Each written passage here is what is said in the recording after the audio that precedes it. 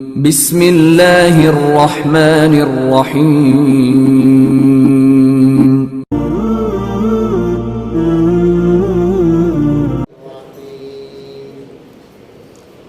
واذكروا الله في أيام معدودات فمن تعجل في يومين فلا إثم عليه ومن تأخر فلا إثم عليه لمن اتقى واتقوا الله واعلموا أنكم إليه تحشرون ومن الناس من يعجبك قوله في الحياة الدنيا ويشهد الله على ما في قلبه وهو ألد الخصام وإذا تولى سعى في الأرض ليفسد فيها ويهلك الحرث والنسل والله لا يحب الفساد وإذا قيل له اتق الله أخذته العزة بالإثم فحسبه جهنم ولبئس المهاد ومن الناس من يشري نفسه ابتغاء مرضات الله والله رؤوف بالعباد يا أيها الذين آمنوا ادخلوا في السلم كافة ولا تتبعوا خطوات الشيطان إنه لكم عدو مبين فإن زللتم من بعد ما جاءتكم البينات فاعلموا أن الله عزيز حكيم هل ينظرون إلا أن يأتيهم الله في ظلل من الغمام والملائكة وقضي الأمر وإلى الله ترجع الأمور صدق الله العظيم الحمد لله رب العالمين والصلاة والسلام على سيد الأنبياء والمرسلين الحمدللہ جیسا کہ آپ حضرات نے گزشتہ ہفتے سنا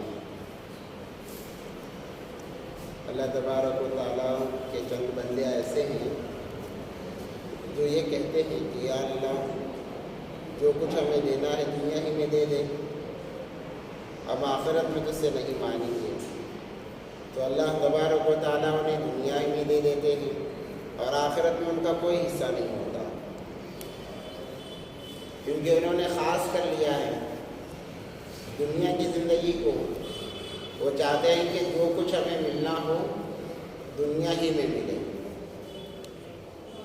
گویا ایک قسم کا آخرت کا وہ انکار کر رہے ہیں۔ اگر آخرت پر یقین ہوتا تو کہتے یا اللہ دنیا میں بھی عطا فرما آخرت میں بھی عطا فرما، جیسے کہ بعض والے آیت کے اندر ہے۔ اس کے لیے علماء فرماتے ہیں کہ جب بھی بندہ دعا کرے دونوں جہاں کی کامیابی مانگے، صرف دنیا کا سوال نہ ہو آخرت کا بھی سوال ہو، کیونکہ دنیا کی زندگی بالکل مختصر سی زندگی ہے، 50-60 سال یہ کوئی زندگی معنی نہیں رکھتی، اس کے بعد تو ختم ہونی ہے۔ اصل زندگی تو آخرت کی زندگی ہے، لامحدود جسے کہا گیا، جس کی کوئی حد نہیں ہے۔ گویا مرنے کے بعد انسان یہ پوری طرح سے مر نہیں جاتا بلکہ منتقل ہوتا ہے، ایک جگہ سے دوسری جگہ منتقل ہوتا ہے۔ اسی لیے بعض علماء فرماتے ہیں اگر جب کوئی مر جاتا ہے تو یوں نہ کہو کہ مر گیا، کہو کہ انتقال کر گیا۔ مر گیا مطلب بالکل ختم ہو گیا، اب وہ پورا ختم ہو گیا تو پھر حساب و کتاب کس کے ساتھ ہوگا، سوال و جواب کس کے ساتھ ہوگا؟ تو انتقال کا لفظ استعمال کرنا چاہیے، کیونکہ انسان ایک جگہ سے دوسری جگہ منتقل ہوتا ہے۔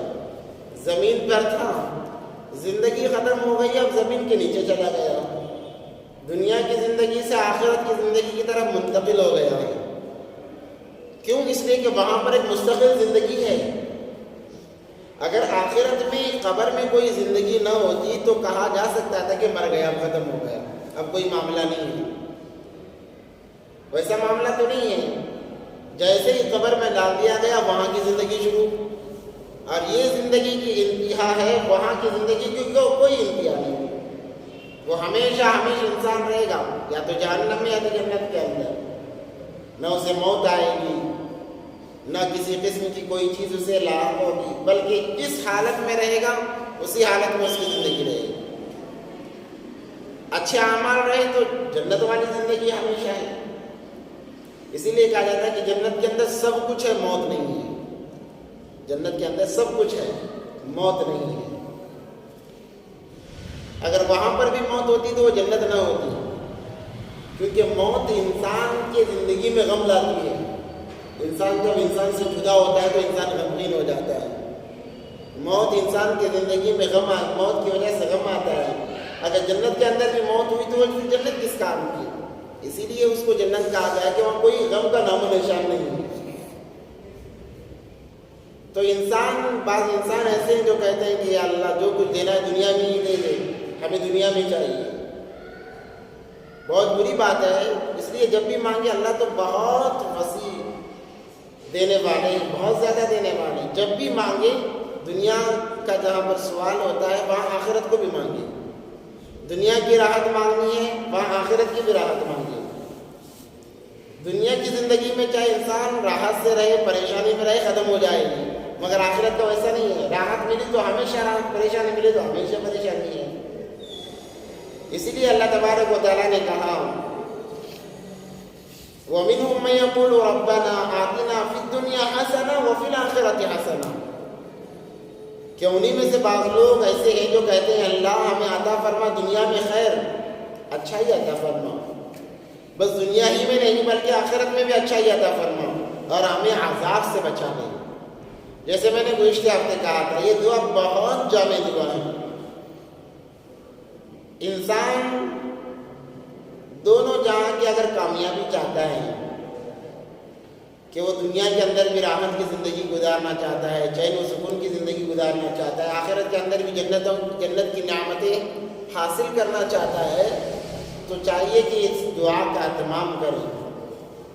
اس کے اندر دونوں جہاں کی بھلائی کو مانگا گیا ہے. اور علماء فرماتے ہیں انسان اس دعا کو جس نیت سے پڑھے گا وہ نیت میں اس کی نیت پوری ہوگی. غیر شادی شدہ نیک بیوی کے ارادے سے پڑھے تو اللہ تبارک و تعالیٰ نیک بیوی عطا فرماتے ہیں. دنیا کی بھلائی نیک بیوی ہی ہے. جو غیر شادی شدہ نیک بیوی کے ارادے سے پڑھتا ہے اللہ اسے نیک بیوی عطا فرماتے ہیں. جو شادی شدہ اپنی بیوی کو وفادار بنانے کے لیے پڑھتا ہے اللہ اسے وفادار بنا دیتے ہیں. جو انسان اپنی اولاد کو فرما بردار بنانے کے لیے پڑھے گا اللہ تبارک و تعالیٰ اس کی اولاد کو فرما بردار بنائیں گے. کیونکہ خاص کر کے اللہ تبارک و تعالیٰ نے دنیا و آخرت کی تمام چیزوں کو جوڑ دیا ہے. جیسے میں نے کہا تھے کہ شارٹ کٹ میں اگر پوری چیزیں مانگ لینا اس دعا کا اہتمام کریں اللہ تبارک و تعالیٰ تمام چیزوں سے میسر فرما دیں گے.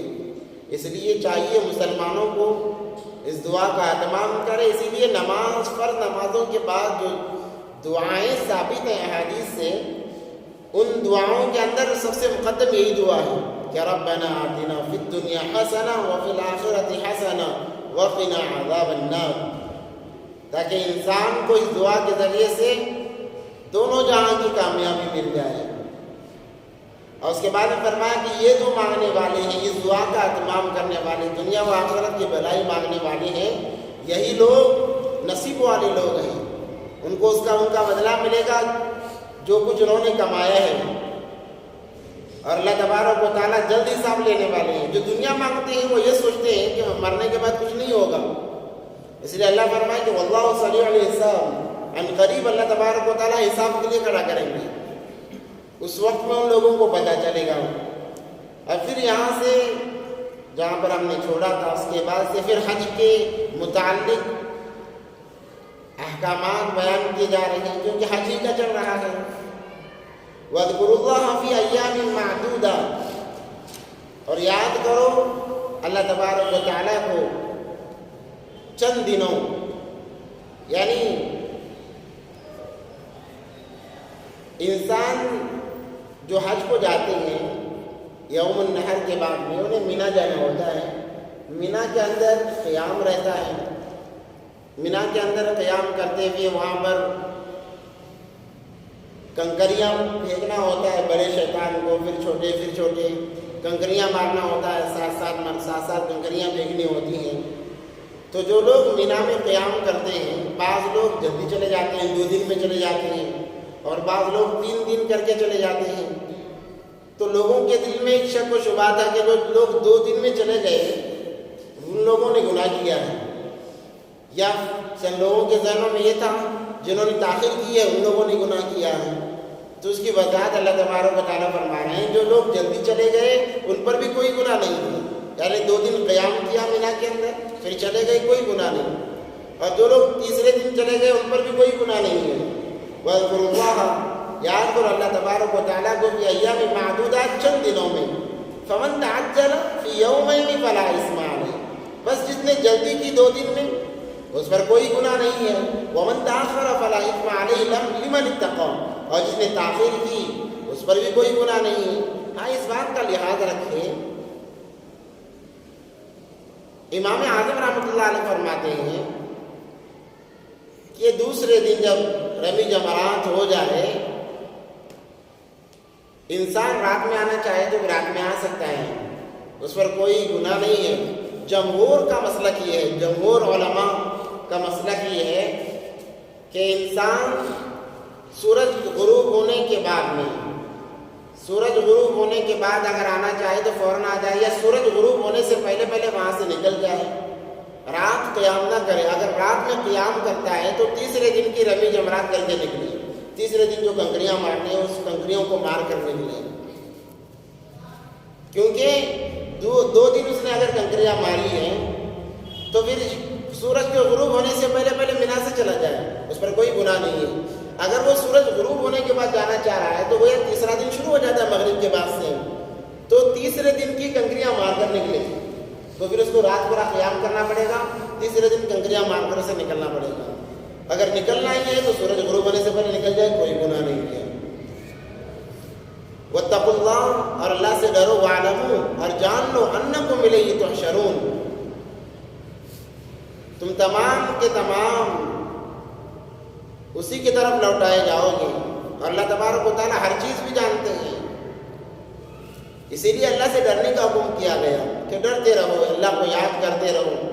حج ہے ہی ایسی مقدس جگہ، کیونکہ بعض مرتبہ ایسا ہوتا ہے کہ انسان حج کرنے کے بعد یہ سوچتا ہے کہ اب میں اللہ کا ولی بن گیا، اب مجھ پر کوئی گناہ نہیں ہے۔ ظاہر سی بات ہے حج مبرور جسے کہا گیا، جس کا حج قبول ہو جاتا ہے، واقعی وہ ایسی حالت میں لوٹا ہے جیسے اس کی ماں نے حاجی اسے جنا ہے، اس پر کوئی گناہ نہیں ہوتا، جسے حج مبرور کہا جاتا ہے، جس کا حج قبول ہوتا ہے۔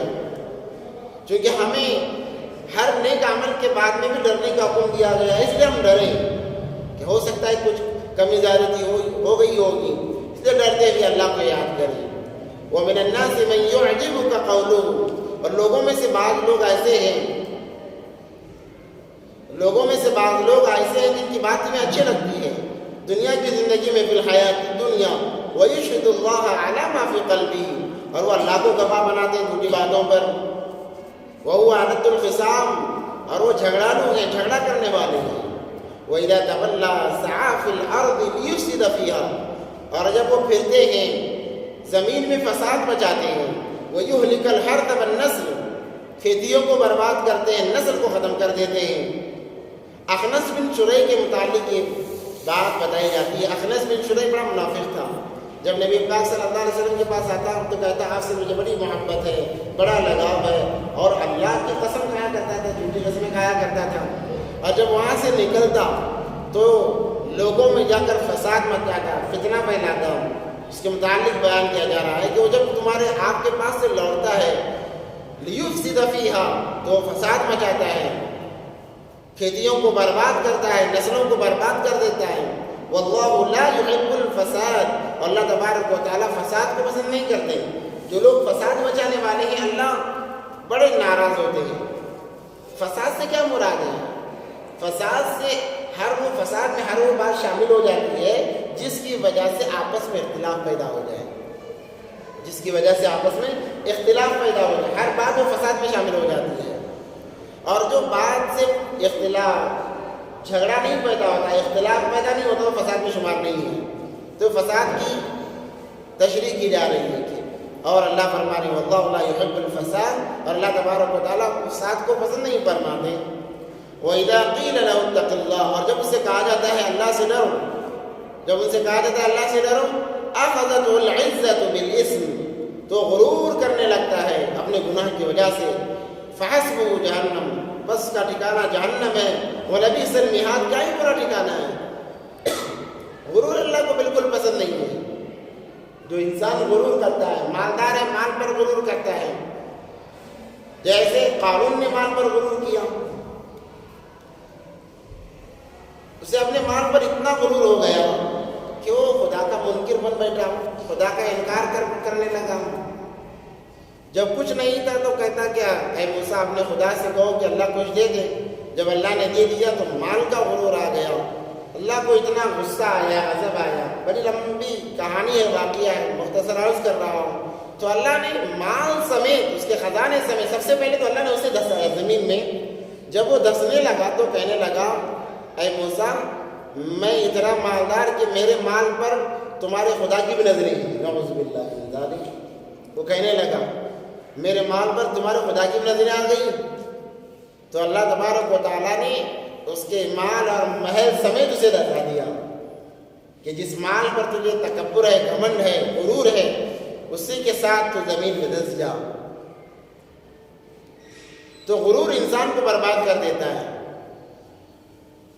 سب سے پہلے غرور کرنے والا شیطان ہے، اس نے جنت میں غرور کیا کہ میں کیوں آدم کو سجدہ کروں، میں تو آگ سے بنا ہوا ہوں اور میرا مقام بڑا ہے، غرور آ گیا۔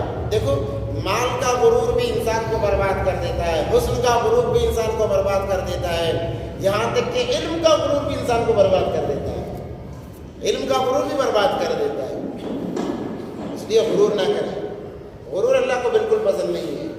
جو انسان غرور کرتا ہے اللہ تبارک و تعالیٰ اس سے منہ موڑ لیتے ہیں۔ اگر غرور کرنے کا کسی کو حق ہے وہ صرف اللہ کو ہے۔ کیوں؟ وہ کامل وہ اکمل ذات ہے، اس میں کوئی کمی نہیں ہے، نہ طاقت کے اعتبار سے، نہ علم کے اعتبار سے۔ اس لیے غرور بس اللہ کی جگہ ہے، مخلوقات کے لیے غرور زیبا نہیں دیتا۔ تو شیطان نے غرور کیا، حالانکہ اتنا بڑا اس کا مقام تھا، فرشتوں میں معزز سمجھا جاتا تھا۔ یہ غرور کی وجہ سے اللہ تبارک و تعالیٰ نے اسے مردود قرار دے دیا اور قیامت تک اس پر لعنت فرمائی گئی۔ وَمِنَ النَّاسِ مَن يَشْرِي نَفْسَهُ ابْتِغَاءَ مَرْضَاتِ اللَّهِ، اور لوگوں میں سے ایسے بھی لوگ ہیں جو اپنے آپ کو اللہ کے لیے ختم کر دیتے ہیں، یعنی اپنے آپ کو اللہ کے حوالے کر دیتے ہیں۔ واللہ رؤوف بالعباد، اللہ تبارک و تعالیٰ بڑے غفور الرحیم ہیں۔ حضرت صہیب رومی رضی اللہ تعالیٰ عنہ کے متعلق آتا ہے، شان نزول میں بتاتے ہیں مفسرین کرام کہ جب وہ مکہ سے ہجرت کر کے مدینے جانے لگے، منافقوں نے، کفار مکہ نے انہیں روک لیا، تو یہ اپنے سواری سے اترے، اپنے تیر نکالے اور کہنے لگے تم جانتے ہو کہ میں کتنا بڑا تیر باز ہوں، تیر چلانے میں تم تمام میں زیادہ ہنرمند ہوں، یعنی زیادہ جاننے والا ہوں تیر چلانے کا انداز۔ تم مجھ سے لڑنا چاہتے ہو تو میں وہاں تک لڑوں گا جب تک میری آخری تیر نہ ختم ہو جائے۔ جب تیر ختم ہو جائے گی تو پھر میں تلوار سے، شمشیر سے لڑوں گا یہاں تک کہ وہ بھی ٹوٹ جائے، اور اس کے بعد جب تک میرے جسم میں جان رہے گی میں لڑوں گا۔ اور اس وقت میں جب ہجرت کا حکم ہوا، بعد میں ہجرت کرنا فرض ہو گیا، اور چونکہ مکہ کے اندر تکالیف بھی زیادہ تھی، جب میں بالکل ہار جاؤں اس کے بعد تمہیں اختیار ہے جو چاہے مجھ سے کرو، میرے ساتھ میں معاملہ کرو۔ ہاں اگر تم دنیا کی خواہش مند ہو تو میں مکہ میں بڑا مالدار ہوں، میں اپنے مال کی علامتیں یا چابیاں بتاؤں گا کہ میں نے مال کہاں کہاں رکھا ہے، تم جا کر وہ مال لے لو اور مجھے جانے دو۔ تو چونکہ دنیا دار ہمیشہ حریص ہوتا ہے، دنیا کے اندر جو دنیا دار ہوتا ہے، دین سے جس کا کوئی تعلق نہیں ہوتا، وہ دنیا کے معمولی سی چیز پر اپنا ایمان نہیں دیتا ہے، جیسا کہ آج کا مسلمان بھی ہے. یہ ہمارے لیے بڑی پتے کی بات ہے اور ایک سبق بھی ہے اس کے اندر کہ آج کا مسلمان جیسے ہے جو اپنے آپ کو مسلمان شمار کرتا ہے، گردانتا ہے کہ میں فلاں ہوں، مسلمان ہوں، میں یہ ہوں، میں وہ ہوں، اور نعرے بازی کرتا ہے، مگر جہاں پر دنیا کی لالچ کا معاملہ آتا ہے وہ ایمان کو بھول جاتا ہے. ابھی الیکشنز آ رہے ہیں، الیکشنز کے ایام میں ہوتا ہی ہے کہ الیکشن سے پہلے تو جو اپنے آپ کو بڑے سمجھتے ہیں وہ کہتے ہیں کہ نہیں ہم فلاں کو ووٹ نہیں دیں گے، وہ ظالم ہیں، فلاں ہیں، فلاں ہیں. جب اندرونی اعتبار سے ان کا جیب گرم کر دیا جاتا ہے، اندرونی اعتبار سے پیچھے کے راستے سے کہا جائے اسے، دیکھو پیچھے کا راستہ ہمیشہ برا راستہ ہے، وہاں سے صرف گندگی ہی نکلتی ہے. کیا نکلتی ہے؟ صرف گندگی ہی نکلتی ہے. تو جب اسے پیچھے کے راستے سے اس کے جیب کو گرم کر دیا جاتا ہے تو وہ اپنے ایمان کو بھول جاتا ہے اور اپنے ساتھ کئی لوگوں کو لے کر گمراہی کی طرف چل جاتا ہے. اس سے پہلے تو ایماندار ہونے کا ثبوت دے رہا تھا کہ ہم ایمان والے ہیں، ہم مسلمان ہیں، ہم کسی کے سامنے نہیں جھکیں گے، ہم حق کو فالو کریں گے، فلاں فلاں چیز. مگر جیسے ہی جیب گرم ہوا اپنی بات سے مکر گیا. بعض تو ایسے بھی لوگ ہیں مسلمان جو اپنے آپ کو کہتے ہیں، گردانتے ہیں کہ ان کا یہ الگ جگہ کھڑے ہوتے ہیں، ان کی جماعت الگ ہے، وہ اپنے جماعت میں بڑا اونچا مقام رکھتے ہیں، مگر چند کوڑیوں کے لیے، پیسوں کے لیے اپنی جماعت کو چھوڑ دیتے ہیں اور دوسروں کے ساتھ ہاتھ ملا لیتے ہیں. یہ منافق کی سب سے بڑی علامت ہے. مسلمان زبان سے جو بات نکلی مرنے تک اسی پر قائم رہتا ہے، وہ ایمان والے کی علامت ہے. اور جو اپنے بات کو وقتاً فوقتاً حالات کے اعتبار سے بدلتا رہے وہ ایمان والا نہیں ہے حقیقی معنوں میں. اور کہتے ہیں کہ بھائی وقت کو دیکھ کر بدلنا چاہیے. ارے وقت کو تو دیکھ کر گرگٹ بدلتا ہے ہمارا. جو گرگٹ جسے کہتے ہیں وہ حالات کے حساب سے رنگ بدلتا ہے، جس پیڑ پہ جاتا ہے اس کا رنگ اختیار کر لیتا ہے، جس چیز کو چھو لیتا ہے وہ اس کا رنگ اختیار کر لیتا ہے. اسی لیے تو اسے دھوکہ باز کہتے ہیں. مثال کے طور پر ایک درخت پر چڑھ گیا، اس کا رنگ اختیار کر لیا، پتہ نہیں چلتا کہ وہاں پر گرگٹ بیٹھا ہوا ہے. اب لوگ دیکھے بغیر دھوکے میں آ جاتے ہیں، دوسرے مخلوقات دھوکے میں آ جاتے ہیں، اس کے شکار بن جاتے ہیں. اس لیے مسلمان وہ نہیں ہے جو وقت کے حساب سے بدلتا رہے. مسلمان وہ ہے جو ہمیشہ حق پر جمع رہے، چاہے اس کے حصے میں اس کی جان ہی کیوں نہ دینی پڑے. تو حضرت صہیب رومی رضی اللہ تعالیٰ عنہ کہتے ہیں میں اپنا مال کا پتہ بتا دوں گا، مجھے جانے دے دو، تم اب میرا مال لے لینا. تو لوگ کہنے لگے کہ ٹھیک ہے ہم مال لے لیں گے، اور انہیں جانے دیا. نبی پاک صلی اللہ علیہ وسلم کے پاس جب پہنچے تو وہی نازل کی، آیات نازل کی، نبی پاک صلی اللہ علیہ وسلم کی زبانی بشارت سنائی گئی. یہی وہ لوگ ہیں جو دنیا اور آخرت کی کامیابی لے گئے. آج بھی مسلمان حق پر اگر باقی رہا تو وہ بھی دنیا اور آخرت کی کامیابی لے جانے والوں میں شمار ہو جائے گا. مگر افسوس ویسے لوگ گنتی میں بھی نہیں آتے، بالکل بہت کم ہے، نہیں کے درجے میں. کیونکہ ہر کوئی یہ سوچتا ہے 1,00,000 2,00,000 یا 50-60 لاکھ اگر مل رہے ہیں تو پھر اللہ سے توبہ کر لیں گے، اللہ تو معاف کرنے والا ہے. جیسے ایک بلی 100 چوہے کھا کر حج کو چلی، کہاوت ہے،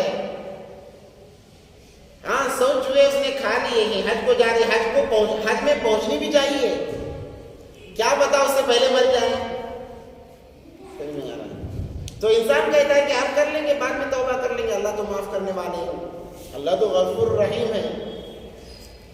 اس کی مثال یوں سمجھیے کہ ایک بیٹا، ماں باپ تو معاف کرنے والے ہیں، یہ کہہ کہ اگر بیٹا بار بار ماں باپ کو ناراض کرتا رہے، ان کو تکلیف پہنچاتا رہے، کیا ماں باپ سے اللہ معاف کریں گے؟ وہ دیکھیں گے پھر اسے خارج کر دیں گے، نکال دیں گے اپنی پراپرٹی سے، اپنی جائیداد سے نکال دیں گے اسے. ہاں اللہ کی ذات پر یقین ہونا چاہیے انسان کو. اس کا مطلب یہ نہیں کہ اللہ معاف کرنے والے تو گناہ کرتے جاؤ. کہتے ہیں کہ بعد میں معافی مانگ لیں گے، معافی مانگنے تک زندہ رہو گے تب. دیکھو جب انسان گناہ پر ڈٹ جاتا ہے، معلوم ہے یہ چیز گناہ ہے، غلط ہے، اس کو بار بار کر رہا ہے تو گویا کہ وہ گناہ پر ڈٹ رہا ہے. چوری اسے معلوم ہے گناہ ہے، بار بار کر رہا ہے، معافی مانگنے کی نیت سے. زنا معلوم ہے گناہ ہے، حرام ہے، بار بار کر رہا ہے معافی نہ مانگنے کی نیت سے، تو گویا یہ جان بوجھ کر رہا ہے، اس پر 2 گناہ لازم آئیں گے، ایک تو جان کر نہ چھوڑنے کا اور دوسرا اسے پرہیز نہ کرنے کا گناہ۔ اور اللہ تبارک و تعالیٰ ایسا کرنے والے کے دل کو سخت کر دیتے ہیں، گویا اللہ معافی مانگنے کی اسے توفیق ہی نہیں دیتے، کیونکہ بار بار اپنے اس گناہ پر اڑا ہوا ہے۔ تو جو لوگ یہ سوچتے ہیں کہ بعد میں معافی مانگ لیں گے، ایسا نہیں ہے، بلکہ اللہ تبارک و تعالیٰ ایسے لوگوں کے دلوں کو سخت کر دیتے ہیں اور پھیر دیتے ہیں، وہ معافی مانگنے والے نہیں ہیں، اسی حالت میں مریں گے گویا ایمان کی حالت میں پیدا ہوئی ہے، تو جب مرے تو مرتد ہو کر مرے۔ اللہ ہم تمام کی حفاظت فرمائے۔ تو حضرت صہیب رضی اللہ تعالیٰ عنہ نے دنیا کو ترجیح نہیں دی، آخرت کو ترجیح دی، کہا کہ میں اللہ کے نبی کے پاس جاؤں گا، اس سے بہتر اور کیا ہو سکتی ہے، دین کے لیے اپنے مال کو میں لٹا رہا ہوں، اس سے بڑھ کر اور کیا ہو سکتا ہے۔ تو آپ نے ساری پراپرٹی کو دے دیا مکہ والوں کو اور وہ چلے گئے مدینہ، ان کی شان کو ظاہر کرنے کے لیے آیات نازل ہوئی۔ اب دوسری آیت میں اللہ تبارک و تعالیٰ اسی لیے فرما رہے ہیں، اب ایمان والوں کی علامت بتا رہے ہیں، یا ایھا الذین آمنوا ادخلوا، کیونکہ پیچھے امتحان ہو رہا تھا، اللہ دیکھنا چاہ رہے تھے کہ انسان دنیا کو ترجیح دیتا ہے یا آخرت کو ترجیح دیتا ہے۔ دیکھو 2 چیزیں ہمیشہ انسان کے سامنے آتی ہیں جس کے اندر انسان کو اختیار کرنا پڑتا ہے، یا تو دنیا کو اپنانا پڑتا ہے تو دین کو اپنانا پڑتا ہے۔ مثال کے طور پر بہت اچھی جگہ جاب ہے جہاں پر 1,00,000 1.5 لاکھ یا 2 لاکھ روپے سیلری ہے، وہ کہہ رہے ہیں کہ آپ آئیں گے ہماری کمپنی میں، اگر آپ کو آنا ہے تو آپ کو ٹوپی نہیں پہننا پڑے گا، داڑھی نہیں رکھنا پڑے گا، اور نماز کی اجازت نہیں ہے۔ اب انسان یہاں کشمکش میں آ جاتا ہے کہ بھائی 2 لاکھ مل رہے ہیں، جہاں پر مجھے 50,000 ملتے تھے اب یہاں 2 لاکھ مل رہے ہیں یا 1.5 لاکھ مل رہے ہیں، بہت زیادہ رقم ہے، ٹوپی پہننا ویسے بھی، تب وہاں پر انسان اپنے آپ سے فتوے لینے لگتا ہے، ٹوپی پہننا ویسے بھی ضروری نہیں ہے، داڑھی بعد میں بھی رکھ سکتے ہیں، نماز بعد میں بھی پڑھ سکتے ہیں۔ گویا وہ گناہ پر اڑ کر جان بوجھ کر گناہ کرنے کے لیے جا رہا ہے، تو اللہ تبارک و تعالیٰ اس کے دل کو بدل دیں گے، اب سے کبھی ان چیزوں کو گناہ نہیں سمجھے گا، کبھی ان چیزوں کو گناہ نہیں سمجھے گا، اور اسی پر اڑا رہے گا، جس کی وجہ سے وہ ایمان سے نکل جائے گا، اس سے توبہ کی توفیق بھی نہیں ہوگی۔ اس لیے جہاں پر گناہ کی چیز آئے، جہاں پر دنیا اور آخرت کا ٹکراؤ ہو، سنت اور دنیا کا ٹکراؤ ہو، دنیا کو چھوڑ دے، سنت کو اپنا لے بس۔ اللہ تبارک و تعالیٰ جو وہاں دینا ہے ظاہری اعتبار سے یا باطنی اعتبار سے، اس سے زیادہ دے دیں گے، اور اسی کو تو ایمان کہا گیا، ایمان بالغیب کہتے ہیں، بغیر دیکھے ایمان لانا۔ نبی کی حدیث سنی، کہا کہ یہ بالکل سچ ہے، اللہ کے نبی پاک صلی اللہ علیہ وسلم کی حدیث ہے کہ جو انسان دین کے معاملے میں دنیا کو ترجیح نہیں دیتا، دین کو ترجیح دیتا ہے، اللہ تبارک و تعالیٰ وہاں سے رزق دیں گے، اسے گمان بھی نہیں ہوگا، وہ سوچے گا کہ کہاں سے آ رہا ہے۔ اور جو دین کے معاملے میں دنیا کو ترجیح دیتا ہے، ویسے بھی اس کی دنیا برباد ہو ہی جاتی ہے۔ اب یہاں پر ایمان والوں کی صفات بیان کی جا رہی ہے، اور ایمان والا کون ہے اسے بیان کیا جا رہا ہے فوراً اس کے بعد میں، یا ایھا الذین آمنوا ادخلوا فی السلم کافہ، اے ایمان والو داخل ہو جاؤ ایمان میں کامل اور مکمل طور پر، آدھا تیتر آدھا بڈیر نہیں، آدھا تیتر آدھا بڈیر نہیں، ذرے ادھر ذرے ادھر نہیں، صحیح میں مکمل طور پر داخل ہو جاؤ، کئی نقص باقی نہ رہے۔ ایمان والے ہو تو پوری چیزیں ایمان کی فالو کرو، شریعت کی فالو کرو۔ اگر تم اپنے آپ کو ایمان والے کہہ رہے ہو اور طریقے غیروں کے اپنا رہے ہو، چیزیں تمہیں غیروں کی پسند آ رہی ہیں، یہ اللہ کو پسند نہیں ہے۔ ایمان والا کہے اور آدھا سن کر گھر میں بیٹھا رہے، یہ اللہ کو پسند نہیں ہے۔ ایمان والا ہے تو آدھا سنتے ہی نکل جائے مسجد کے لیے، نماز کے لیے، تو مکمل طور پر آ جاؤ۔ اس کا شان نزول یہ ہے، مفسرین کی بہت مختلف اس کے اندر رائے ہیں کہ حضرت عبداللہ بن سلام یہودیوں کے بڑے عالم تھے، صحابی بھی ہیں۔ جب نبی پاک صلی اللہ علیہ وسلم مدینہ المنورہ تشریف لے گئے ہجرت کر کے، تو یہ آئے اور آ کر انہوں نے ایمان قبول کیا۔ اس کے بعد میں توریت میں سے چند چیزیں لے کر آئے اور کہنے لگے توریت کے اندر اونٹ کا گوشت کھانا حلال نہیں تھا، اور بہت ساری چیزیں جو شریعت محمدی صلی اللہ علیہ وسلم میں حلال تھی اس کے اندر حلال نہیں تھی۔ وہ کہنے لگے اللہ کے نبی کیا ایسا نہیں ہو سکتا کہ جو موسیٰ علیہ السلام کی شریعت میں حرام ہیں، آپ کی شریعت میں حلال ہیں، ہم چاہتے تو اس کو کھا سکتے ہیں، مگر ہم ان کا احترام کر کے ان چیزوں کو چھوڑ دیں، موسیٰ علیہ السلام کو کچھ ہو جائیں گے، اور اختیار کی وجہ سے اس شریعت پر بھی کوئی فرق نہیں پڑے گا۔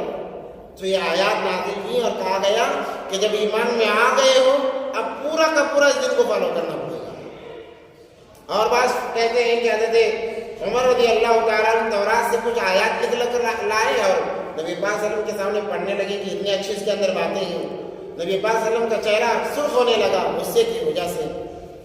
تو بتانے پر حضرت عمر رضی اللہ تعالیٰ عنہ نے معافی مانگی اور کہنے لگے اللہ کے نبی ہم آپ سے راضی ہیں، رضیت باللہ ربا وبالاسلام دینا وبمحمد النبی صلی اللہ علیہ وسلم رسولا۔ تب جا کر نبی پاک صلی اللہ علیہ وسلم کا غصہ ٹھنڈا ہوا تو اللہ کے نبی نے فرمایا صلی اللہ علیہ وسلم اے عمر اگر اس وقت میں موسیٰ بھی آئیں تو ان کی نجات میرے بتائے ہوئے طریقے میں ہے۔ اگر آج موسیٰ بھی آ جائیں، حالانکہ وہ اپنے وقت کے نبی ہیں، توریت ان پر نازل ہوئی ہے، اگر موسیٰ بھی آ جائیں تو ان کی ہدایت ان کی نجات میرے بتائے ہوئے طریقے میں ہے۔ تم وہاں پر کہاں پر ہدایت تلاش کر رہے ہو؟ تو مکمل طور پر آنا پڑے گا۔ ایسا نہیں کہ ذرا یہ چیز کو فالو کرو ذرا اس چیز کو فالو کرو، ایسا نہیں ہو سکتا۔ یا ایھا الذین آمنوا ادخلوا فی السلم کافۃ ولا تتبعوا خطوات الشیطان، اس سے ہٹ کر جتنی بھی چیزیں ہیں وہ تمام کے تمام شیطان کی اتباع میں داخل ہیں۔ مثال کے طور پر ہمارا مسلمان کہتا ہے کہ غیروں کے اندر وہ چیز بہت اچھی ہے، دیکھو کیا ان کا طریقہ ہمارے مذہب سے بہتر ہے؟ نہیں ہو سکتا۔ جو انسان یہ سوچے کہ یہ طریقہ ہمارے مذہب سے بہتر ہے وہ ایمان سے خارج ہو جاتا ہے، کیونکہ مذہب اسلام ہی سب سے مقدس مذہب ہے اور سب سے اعلیٰ اور آخری مذہب ہے۔ اس کے اندر جو چیزیں ہیں وہ سب سے اعلیٰ ہیں۔ اگر انسان اس کو کمزور سمجھے گا کہ وہ چیز اچھی ہے ہمارے مقابلے میں تو ایمان سے انسان نکل جائے گا۔ اس لیے ہمارے شریعت کے اندر ہمارے مذہب اسلام کے اندر جو چیزیں وہ تمام مذاہب سے اعلیٰ ہیں، تمام مذاہب سے اعلیٰ ہیں، اور اس مذہب سے ہٹ کر جتنی بھی چیزیں ہیں چاہے وہ جتنا ہی اچھا کیوں نہ ہو وہ شیطان کی اتباع میں شامل ہے۔ مثال کے طور پر اکثر ہماری زبان پر چڑھا ہوا ہے کہ بھئی مسلمان سے غیر اچھا ہے، ان مسلمانوں کے معاملات سے مسلمانوں کے رہنے سہنے سے غیروں کا رہنا سہنا اچھا ہے، فلاں غیروں کا طریقہ اچھا ہے، مسلمانوں سے ایمان والوں سے ان کا طریقہ اچھا ہے۔ یہ غلط بات ہے۔ ایمان حقیقی ایمان والوں سے اچھا کسی کا طریقہ ہو ہی نہیں سکتا۔ یہی اور اللہ کو یہی دین سب سے زیادہ محبوب ہے، اسی لیے یہ الفاظ اپنے زبان پر نہ لائیں۔ ان کے جتنے بھی اچھے طریقے ہیں اگر ہم ان کے طریقے کو اچھا سمجھ کر اپنائیں گے تو ہم شیطان کی اتباع کرنے والوں میں ہو جائیں گے۔ تو ولا تتبعوا خطوات الشیطان، کہا کہ شیطان کی اتباع نہ کرو، انہ لکم عدو مبین۔ کیوں؟ اس لیے کہ وہ تمہارا کھلا ہوا دشمن ہے۔ اس نے دشمنی کی آدم علیہ السلام سے، اور آدم علیہ السلام ہمارے دادا ہیں، جو ان کا دشمن وہ ہمارا دشمن، جس نے ان سے بغض کیا وہ ہم سے بغض کرے گا۔ اور اس نے بھی وعدہ کیا ہے میں آدم کی اولاد کو قیامت کے آخر دن تک بہکاؤں گا، اس نے اللہ سے وعدہ کیا ہے۔ اسی لیے تو اسے کہا جاتا ہے کہ وہ تمہارا کھلا ہوا دشمن، ایک دشمن چھپا ہوا ہوتا ہے جسے ہم پیٹھ پیچھے چھری بھونکنا کہتے ہیں، پیٹھ پیچھے وار کرنا کہتے ہیں، وہ دشمن چھپا ہوا ہے۔ اور ایک دشمن آمنے سامنے ہے جو کہتا ہے کہ میں تجھے دیکھ لوں گا، وہ آمنے سامنے والا دشمن ہے۔ تو شیطان تو بالکل ظاہر دشمن ہے۔ اس نے کہا اے اللہ میں قیامت کے آخری دن تک بلکہ آخری سانس تک آدم کی اولاد کو بہکاؤں گا اور اسے جہنم میں لے جاؤں گا، چیلنج کر کے آیا۔ تو اللہ نے بھی کہا تو اپنی ساری کوششیں لگا لے، حالانکہ اسے اختیار دینے والے اللہ ہی ہیں، یہ نہیں کہ وہ اپنی طاقت کے بل بوتے پر کر رہا ہے، اللہ ہی ہے، مگر اللہ نے بھی کہہ دیا تو اپنی ساری طاقت لگا دے، مگر آدم کا بیٹا مرنے سے ایک لمحہ پہلے بھی کہہ لے یا اللہ میں نے گناہ کیا مجھے معاف کر دے، اس کے سارے زندگی کے گناہ میں معاف کر دوں گا اور تیرے ساری زندگی کی محنت کو بیکار کر دوں گا۔ تو کہا بھلا تتبعوا خطوات الشیطان انہ لکم عدو مبین، وہ تمہارا کھلا ہوا دشمن ہے۔ فَإِن زَلَلْتُم مِّن بَعْدِ مَا جَاءَتْكُمُ الْبَيِّنَاتُ فَاعْلَمُوا أَنَّ اللَّهَ عَزِيزٌ حَكِيمٌ، بس جو لوگ پھر جاتے ہیں بعد اس کے کہ ان کے پاس نشانیاں آئیں، علامتیں آئیں، فَاعْلَمُوا جان لو ان اللہ تبارک و تعالیٰ زبردست حکمت والے ہیں، کہ ایک چیز واضح ہو گئی اس کے بعد بھی انسان گمراہ ہے۔ پتہ ہے دین اسلام پر چلنے پر کامیابی ہے، پھر بھی گمراہی کی زندگی گزار رہا ہے، مرنے کے بعد کوئی عذر نہیں چلے گا، کوئی عذر نہیں چلے گا۔ اللہ کہیں گے تمام چیزیں تو تیرے سامنے تھی، آنکھوں کے سامنے تھی۔ هل ينظرون الا ان يهديهم الله في ظلل من الغمام، کیا نہیں دیکھتے، کیا تم یہ دیکھنا چاہتے ہو کہ اللہ تبارک و تعالیٰ لے آئے بادل، سائے دار بادل، والملائکہ اور فرشتے، وقضی الامر اور فیصلہ کر دیں۔ ابھی تمہیں کس بات کا انتظار ہے؟ کیا تم یہ دیکھنا چاہتے ہو کہ اللہ کا عذاب کیسے آتا ہے؟ جیسے پہلے زمانے میں عذابات جب آتے بادل کی شکل میں آتے کہ بادل آیا، لوگ سمجھتے بارش ہونے والی ہے، تو اللہ اس کے اندر سے فرشتوں کے ذریعے سے کبھی پتھر برسا رہے ہیں، کبھی آگ برسا رہے ہیں، کبھی اسی بارش کو طوفان کی شکل دے رہے ہیں۔ تو کیا یہ دیکھنا چاہتے ہو کہ اللہ سائے دار بادل لے کر آئیں اور فرشتے اس کے ساتھ لے کر آئیں اور فیصلہ کر دیں؟ کیا تم اس بات کا انتظار کرتے ہو؟ وَإِلَى اللَّهِ تُرْجَعُ الْأُمُورُ، تمام فیصلے اللہ کے پاس ہونے والے ہیں، کوئی فیصلہ اللہ کے یہاں حاضر ہونے سے بچ نہیں سکتا، ہر فیصلہ ہوگا۔ اس لیے انسان کو چاہیے کہ اپنی زندگی میں اللہ کے دین کو لائے اور اس کو مضبوطی سے تھامے رکھے۔ چھوٹی چھوٹی دیکھو، ساری زندگی عمل کرنا ہے تاکہ ایک تو عمل قبول ہو جائے۔ کل قیامت دن اللہ تبارک و تعالیٰ ایک بندے کو، حدیث ہے، مرفوع حدیث ہے، ایک بندہ وہ جو 500 سال جس نے عبادت کی، پلک جھپکنے کے برابر بھی نافرمانی نہیں ہوئی، اللہ لائیں گے اسے قیامت کے دن، اللہ کہیں گے میرے اس فلاں بندے کو میری رحمت سے جنت میں بھیج دو۔ وہ کہے گا اللہ اگر آپ کی رحمت سے جانا ہے تو 500 سال کی عبادت ہوگا کیا؟ 500 سال کی عبادت کہاں گئی میری؟ میں نے پلک جھپکنے کے برابر بھی تیری نافرمانی نہیں کی ہے۔ عمریں زیادہ ہوا کرتی تھی، عمر تو لمبی ہوا کرتی تھی۔ 500 سال انسان ایک جگہ بیٹھے گزار دیتا تھا، اتنی لمبی ان کی عمریں تھی۔ آج ہمیں ایک دن گزارنا مشکل ہے، ہاں البتہ اگر موبائل ہو تو گزار سکتے ہیں، اگر موبائل ہو ہاتھ میں ایک دن کا، ایک ہفتہ بھی ہو سکتا ہے گزار سکیں۔ اس وقت میں تو کوئی چیزیں نہیں تھی، تو لوگ 500 سال یوں ہی گزار دیتے تھے بیٹھے۔ تو اللہ 500 سال میں نے عبادت کی ہے، اس کا کیا؟ تو اللہ فرمائیں گے اچھا تو اپنے اعمال پر جانا چاہتا ہے؟ ہاں اللہ میں نے عمل کیا ہے، اس کا تو کچھ صلہ ملنا چاہیے۔ تو اللہ تبارک و تعالیٰ فرمائیں گے فرشتوں جاؤ، جو میری نعمتیں اس پر ہیں ان نعمتوں کا حساب کیا جائے۔ تو آنکھ سے شروع ہوگی حساب لینا۔ اللہ نے جو آنکھ کی نعمت دی ہے، اللہ فرمائیں گے حساب کیا جائے گا، تو بس ایک آنکھ کی قیمت 500 سال کی عبادت ہے۔ ایک آنکھ کی قیمت کتنی لگائیں گے؟ 500 سال کی عبادت لگائیں گے۔ اب اس کے بعد عبادت ختم ہو گئی، عبادت ختم ہو گئی، آپ فیض سے پوچھیں گے اللہ اس کے بعد تو اعمال ختم ہوگا، اب کیا کیا جائے؟ اللہ کہیں گے کہ جاؤ اسے جہنم میں داخل کرو۔ اب وہ بندہ چیخے گا، پکارے گا، اے اللہ معاف کر دے، اے اللہ معاف کر دے، مجھے آپ ہی کی رحمت سے جنت میں جانے دے دے۔ پھر اللہ تبارک و تعالیٰ بلائیں گے اور کہیں گے کہ اسے میری رحمت سے جنت میں بھیج دو۔ تو اعمال ہمیں ساری زندگی کرنا ہے، اس لیے کہ ایک عمل قبول ہو جائے۔ کیا قبول ہو جائے؟ ہمارا ایک عمل قبول ہو جائے۔ اور اللہ بھی ہے نا سارے عملوں پر نظر دوڑاتے ہیں، اس میں سے ایک ہمارا عمل ایسا ہوتا ہے، ایک عمل ایسا ہوتا ہے جو اللہ کو پسند آ جاتا ہے، بس اسی ایک عمل کی وجہ سے انسان جنت میں جاتا ہے۔ اب وہ کون سا عمل ہو سکتا ہے وہ پتہ نہیں، یا تو وہ نماز بھی ہو سکتی ہے، یا تو اس کا دل سے نکلا ہوا لا الہ الا اللہ بھی ہو سکتا ہے، یا دل سے 1 روپے اللہ کے نام پہ دینے کا ذریعہ بھی بن سکتا ہے۔ بس ایک عمل ہوگا، انسان کہے گا یا اللہ۔ ایک واقعہ ہے کہ دیوبند کے بہت بڑے اللہ والے تھے، ساری زندگی حدیث پڑھنے پڑھانے لکھنے میں ان کی گزری ہے، اور حدیث کی خدمت کرنا کوئی معمولی بات نہیں ہے۔ جب ان کا انتقال ہوا، پہلے پر انہی کا واقعہ ہے، جب انتقال ہوا تو اللہ تبارک و تعالیٰ نے کہا، ان کو اللہ نے جنت میں داخل کیا۔ خواب میں دیکھنے والوں نے دیکھا تو پوچھا کہ کیا معاملہ ہوا؟ کہا کہ اللہ نے میرے ساتھ میں خیر کا معاملہ کیا ایک عمل کی وجہ سے۔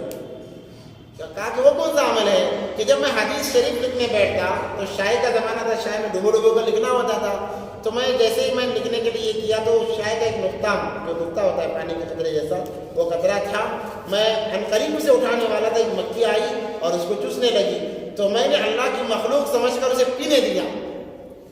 جب وہ پی کر اٹھ گئی اس کے بعد میں نے لکھا تو اللہ کو وہ عادت پسند آئی, اس کی وجہ سے اللہ نے مجھے جنت میں داخل کیا. کہا کہ اور اتنے سال جو آپ نے حدیث پڑھائی, اعمال کی, آپ تو لوگوں کی زبانوں پر تھا کہ یہ کتب اور ابدال ہے, مرتے ہی جنت میں جائیں گے, وہ عمل. کہا کہ تمام کا تو مجھے پتہ نہیں ہے. اللہ نے کہا اس عمل کی وجہ سے تمہاری جنت ہے. تو اللہ ایک عمل کو کوئی ایک عمل بھی پسند آ جائے اللہ کو, اللہ اس ایک عمل کی وجہ سے جنت دے دیتے ہیں. تو ہمیں ساری زندگی عمل کرنا ہے تاکہ ایک عمل ہمارا اللہ کو پسند آ جائے. ساری زندگی عمل کرتے رہنا ہے. کوئی ایک عمل پسند آ گیا تو اسی عمل کی وجہ سے ہم جنت میں جائیں گے, اور باقی جو اعمال ہمارے رہیں گے بعض علماء فرماتے ہیں کہ اللہ اس کی وجہ سے جنت میں درجات بلند فرمائیں گے. اللہ سے دعا ہے کہ اللہ ہم تمام کو عمل کی توفیق عطا فرمائے. سبحان اللہ.